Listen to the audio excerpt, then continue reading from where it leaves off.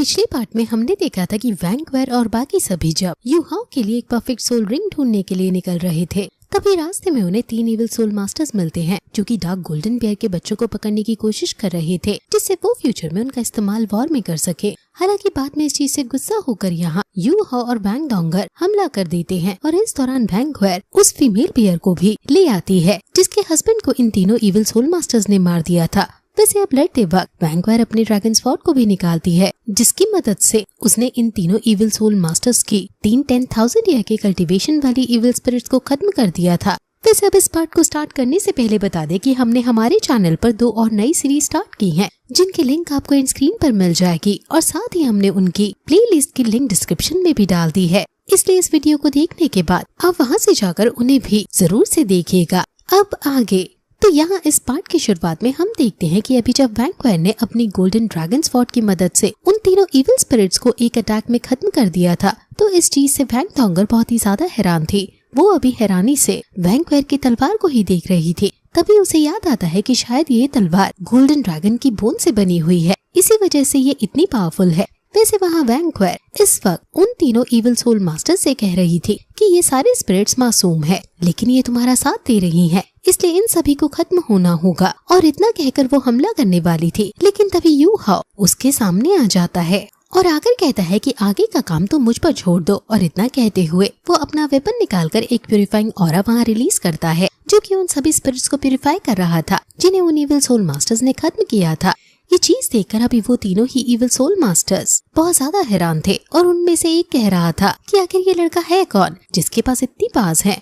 वैसे वो यहाँ पर रुककर अब लड़ नहीं सकते थे, इसलिए वो अपने एक फॉरबिडन टूल का इस्तेमाल करते हुए वहाँ एक पॉइजनस ऑरा रिलीज करता है। यहाँ वैंक्वायर और वैंग डोंगर समझ चुकी थी कि ये भागने की कोशिश कर रहे हैं, इसलिए वो दोनों ही इन तीनों पर हमला कर देती हैं। वैसे यू हाओ जिसने अभी उन बाकी स्पिरिट्स को प्यूरिफाई कर दिया था, वो यहाँ वैंक्वायर और वैंग डोंगर को रोक लेता है और कहता है कि स्टार 2 फॉरेस्ट कोई छोटी मोटी जगह नहीं है, और वैसे भी हम नहीं जानते कि वो तीनों इविल सोल मास्टर्स यहाँ पर अकेले थे या उनके साथ कोई और भी है, इसलिए समझदारी इसी में है कि हम अभी उनका पीछा ना करें। वैसे यहाँ यू हाओ के उस प्यूरिफाइंग ऑरा की वजह से वो मेल डार्क गोल्डन बियर जिसे उन तीनों इविल सोल मास्टर्स ने मार दिया था, उसकी स्पिरिट भी अब प्यूरिफाई होने लगी थी। मगर यहाँ उसके जाने से पहले वो फीमेल बियर उसके पास आती है। वो अभी बहुत उदास थी। साथ ही तभी गोंग यांग भी उनके वो 2 बेबीज वहाँ ले आता है। वो दोनों बेबीज भले ही बहुत छोटे हैं, लेकिन वो जानते हैं कि अब वो अपने फादर को फिर कभी नहीं देख पाएंगे, इसलिए उनकी आंखों में भी आंसू आने लगे थे, जो देखते हुए यहाँ गोंग यांग भी बहुत उदास हो रहा था।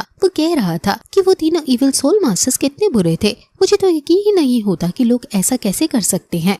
इस पर वैंक्वायर कहती है कि भूलो मत कि हम भी अपने सोल रिंग्स के लिए किस तरह से बीस्ट को मार देते हैं। वैसे देखा जाए तो उसकी बात बिल्कुल सही थी, लेकिन तभी वहाँ पर डीन काय आती है और कहती है कि तुमने सही कहा, लेकिन फ्यूचर ऐसा नहीं होगा क्योंकि हमने एक ऐसी नई खोज की है जिससे स्पिरिट बीस्ट और उनके मास्टर आपस में कनेक्ट हो सकते हैं। इससे ना ही स्पिरिट बीस्ट को मारना होगा और न ही मास्टर को अलग से सोल रिंग के लिए किसी बीस्ट को खत्म करना पड़ेगा। यहाँ इस चीज की पहले सक्सेस के लिए वो यू हाओ से आइस गॉडेस को बाहर बुलाने को कहती है, जिसके बाद यू हाओ ने तुरंत ही आइस गॉडेस को बाहर बुला लिया था। आइस गॉडेस यहाँ निकलते ही अभी वैंग डोंगर के पीछे छिप रही थी। वैसे अभी वैंक्वायर और गोंग यांग दोनों ही उसे देखकर बहुत ज्यादा हैरान थे और कह रहे थे कि ये कितनी ज्यादा क्यूट है। वैसे आइस गॉडेस के यहाँ बाहर आने से अभी वो ये समझ चुके थे कि आगे चलकर शायद इंसानों और बीस्ट के बीच की दोस्ती बढ़ सकती है, क्योंकि फिर उनके बीच कभी जंग नहीं होगी और न ही कोई बीस्ट मतलब के लिए मारा जाएगा। वैसे अब डीन काय कहती है कि अभी ये चीज पॉसिबल नहीं है, इसलिए अभी हमें नॉर्मली चलकर यू हाओ के लिए सोल रिंग ढूंढनी होगी।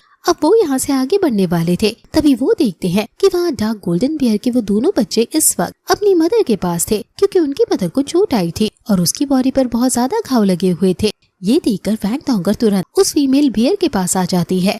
यहाँ उसी दौरान आइस गॉडेस अपने साथ एक मेडिकल बैग लेकर आती है और वो लोग उस फीमेल बियर की चोटों पर दवाइयाँ लगाने लगते हैं। अभी यहाँ यू हाओ और गोंग यांग भी उस फीमेल बियर के पास आ चुके थे, जो देखते हुए यहाँ वैंक्वायर मन में सोच रही थी कि काश उसके पास हीलिंग एबिलिटीज होते वो भी इनकी मदद करना चाहती थी, लेकिन वो थोड़ा शर्माती है और ये चीज वो अपने चेहरे पर नहीं दिखाती। वैसे अब यहाँ उस फीमेल बियर का इलाज करने के बाद अब उसे गुड बाय कहने का समय आ चुका था, लेकिन गुड बाय से पहले यहाँ यू हाओ उन दोनों बेबी बियर से कहता है कि उन दोनों को ताकतवर बनना होगा, जिससे वो आगे चलकर अपनी मदर को प्रोटेक्ट कर पाए। इस पर वो दोनों बेबी बियर हाँ करते हैं और उसके बाद वो फिर अपनी मदर के साथ वहाँ से चले गए थे और ये लोग भी दूसरी डायरेक्शन में आगे बढ़ने लगे थे। अभी आगे बढ़ते वक्त अचानक ही दीन काय को कुछ महसूस होता है और वो लोग रुक जाते हैं, जिसके बाद यू हाओ अपने सोल डिटेक्शन से पता लगाता है तो उसे पता लगता है कि यहाँ से 5 किलोमीटर की दूरी पर 4 स्पिरिचुअल बीस्ट आपस में फाइट कर रहे हैं। अब इतना पता लगते ही ये सभी सीधा उसी डायरेक्शन में बढ़ते हैं। अभी वहाँ पहुंचकर ये छिपकर फाइट देख रहे थे। ये फाइट 3 सिल्वर वॉल्व और एक 10,000 ईयर की कल्टीवेशन वाले यिन यांग बीस्ट के बीच चल रही थी। वैसे बाकी वो तीनों बीस्ट भी 10,000 ईयर्स की कल्टीवेशन वाले हैं, लेकिन ये फाइट बिल्कुल भी फेयर नहीं थी क्योंकि यहाँ उन्हें नंबर्स का एडवांटेज था और वो यिन यांग बीस्ट अकेला था। वैसे तभी वहाँ डीन काय बताता है कि यिन यांग बीस्ट बहुत रेयर बीस्ट है और उन्हें नहीं पता था कि अभी ये एग्जिस्ट करते हैं, क्योंकि इनके बारे में उन्होंने सिर्फ पढ़ा ही है। अभी यहाँ उस यिन यांग बीस्ट की हालत खराब थी। वैसे ये जो बाकी 3 सिल्वर वॉल्व हैं, ये डार्क पावर का इस्तेमाल करते हैं, इसलिए ये किसी भी दूसरे 10,000 ईयर की कल्टीवेशन वाले बीस्ट से ज्यादा ताकतवर थे। लेकिन तभी वो यिन यांग बीस्ट उनके ऊपर भारी पड़ने लगता है, जबकि उसका कल्टीवेशन सेम इनके ही जितना है। अभी इस चीज से यहाँ सभी हैरान थे, इसलिए दीन काय बताती है कि यिन यांग बीस्ट बहुत ही समझदार होते हैं। ये अपने ओपोनेंट के मूव्स को समझ लेते हैं और अगली बार गलती नहीं दोहराते। इसी वजह से ये बीस्ट इन पर भारी पड़ रहा है। अभी वो बीस्ट अचानक ही उन तीनों सिल्वर वॉल्व को अपनी स्पिरिचुअल एनर्जी से पकड़कर हवा में ले आता है और यहाँ आकर उन पर हमला कर देता है, जो देखकर दीन काय बाकी को बताती है कि ये रबिंग टेक्निक है। यहाँ उस बीस्ट ने इन सिल्वर वॉल्व्स को एक जगह पर पकड़ लिया था। यू हाओ इस टेक्निक से बहुत ज्यादा इम्प्रेस था। वैसे अभी इससे 2 सिल्वर वुल्फ मारे जाते हैं, लेकिन उनमें से एक वहाँ से भाग चुका था, जो देखकर गुस्से में वैंक्वेर उनका पीछा करने लगती है। यहाँ इस तरफ अभी ये लोग सीधा यिन यांग बीस्ट के पास आ चुके थे। अभी दीन काय कह रही थी कि ये बहुत पावरफुल स्पिरिचुअल बीस्ट है, इसलिए देखा जाए तो यू हाओ तुम्हारे लिए ये सबसे बेस्ट रहेगा। लेकिन मुझे नहीं पता कि पूरे मेन लैंड में ऐसा दूसरा बीस्ट एग्जिस्ट करता भी है कि नहीं। ये सुनकर यू हाओ कहता है कि फिर मैं इसी से पूछ लेता हूँ, अगर ये मेरे साथ आना चाहे तो आ सकता है, ये इसका डिसीजन होगा। अब यू हाओ यहाँ से आगे बढ़ जाता है उस बीस्ट से पूछने। दूसरी तरफ वहाँ वैंक्वेर अभी उस सिल्वर वॉल्व का पीछा कर रही थी। पीछा करते हुए वो उस बीस्ट को रोक लेती है, लेकिन तभी वो बीस्ट अचानक ही अपने 2 क्लोन्स क्रिएट करते हुए भाग जाता है।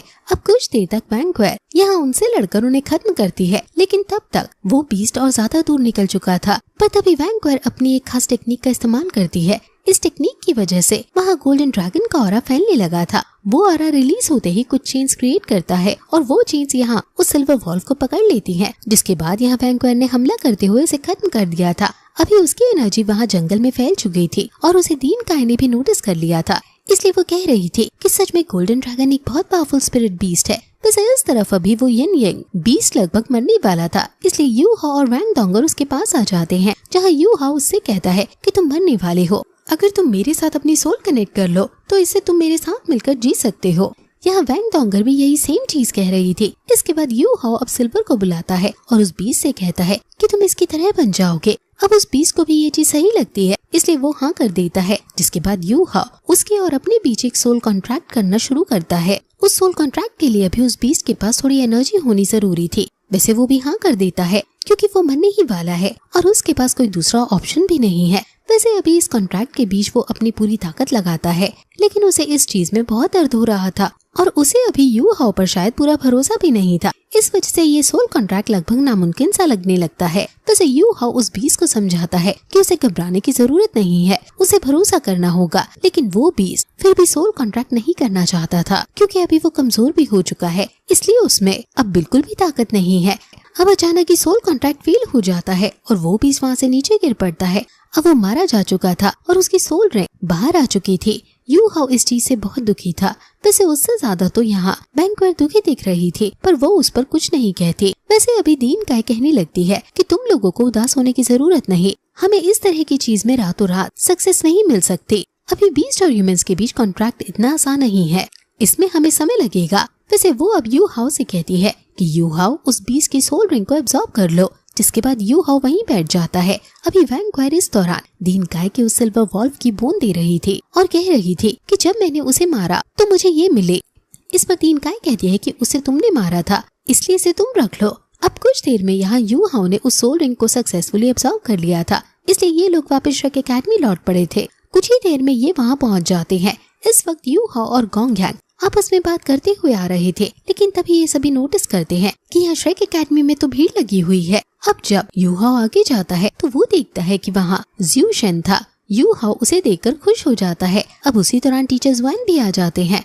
यू हाओ उन दोनों को देखकर बहुत ज्यादा हैरान था, वैसे वो उतना ही खुश भी था। वो कहता है कि आप लोग फाइनली यहाँ आ ही गए। इसके बाद वो उन्हें अपने साथ ले जाने लगता है। अभी रास्ते में ज़्यू शेन यू हाओ से कहता है कि मैं यहाँ खुद से ज्यादा पावरफुल लोगों को चैलेंज करने आया हूँ। साथ ही तभी टीचर्स वन भी कहते हैं कि तुमने मुझे ऑफर दिया था कि मैं थैंक्स को ज्वाइन कर लो, जो कि मेरे हिसाब से शायद सही भी था, इसलिए मैं उस ऑफर को एक्सेप्ट करता हूँ। अब ये सुनकर यू हाओ बहुत ज्यादा खुश हो चुका था और वहीं नाचने लगता है। वैसे वहाँ पास ही खड़ा दुकानदार अपनी मार्केटिंग करने लगता है और कहता है कि यहाँ आपको दुनिया का सबसे बढ़िया खाना मिलेगा। लेकिन इस पर यू हाओ कहता है कि हमें अब चलना चाहिए, कहीं इसका खाना खाकर आप यहीं रुकने का डिसीजन न बदल लो। इस पर उस आदमी को गुस्सा आता है और वो कहता है कि तुम मेरे धंधे के बीच में क्यों आ रहे हो। हालांकि यू हाओ उन दोनों को ही सीधा वहाँ से अपना थैंक्स दिखाने आया था। वहाँ का टीचर जुआन तो यू हाओ की बहुत तारीफ कर रहे थे, जिस पर यू हाओ कहता है कि थैंक्स को मैंने अकेले नहीं बनाया है, इसमें बहुत से लोगों की मेहनत है। अब यहाँ वो वीवी से मिलते हैं।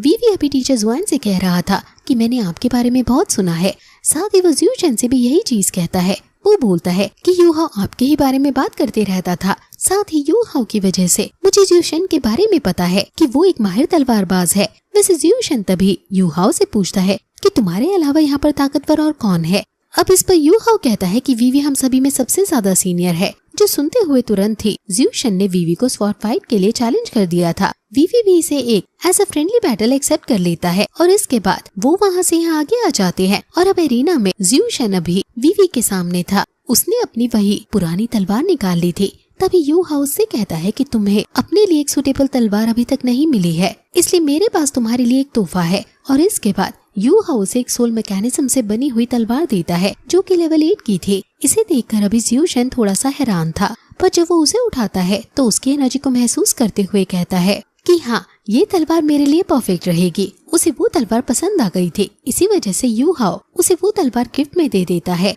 वैसे यहाँ अब तभी वीवी आगे आता है और दोनों ही लड़ाई के लिए तैयार हो जाते हैं। वीवी इस वक्त थंडर क्लॉ का इस्तेमाल करने वाला है। अब वहाँ वो दोनों ही आगे बढ़ते हैं और एक दूसरे पर हमला करना शुरू कर देते हैं। हालांकि ये फाइट ज़्यू शेन के लिए बहुत हैरानी भरी थी, क्योंकि वीवी की स्पीड कुछ ज्यादा ही तेज थी। वो अपने थंडर क्लॉ के साथ इतनी तेजी से हमला कर रहा था कि ज़्यू शेन उसके हमलों को देख ही नहीं पा रहा था। और देखते ही देखते वहाँ एक बहुत तेज धमाका होता है। सभी को लगता है कि शायद ज़्यू शेन हार गया, लेकिन यू हाओ कहता है कि ज़्यू शेन भी कमजोर नहीं है। और तभी वो नोटिस करता है कि ज़्यू शेन हारा नहीं है, बल्कि वो इतनी देर से उस तलवार के मैकेनिज्म को समझ रहा था। वैसे वो तलवार बहुत बड़ी है, इसलिए ज़्यू शेन उसके 3 हिस्से करता है, जिससे तलवार यहाँ 3 पार्ट्स में डिवाइड हो चुकी थी। इसलिए ज़्यू शेन उनमें से 2 हिस्सों को उठा लेता है और कहता है कि अभी तो ये लड़ाई शुरू हुई है। और बस उसके इतना कहते ही ये पार्ट यहीं पर खत्म हो जाता है।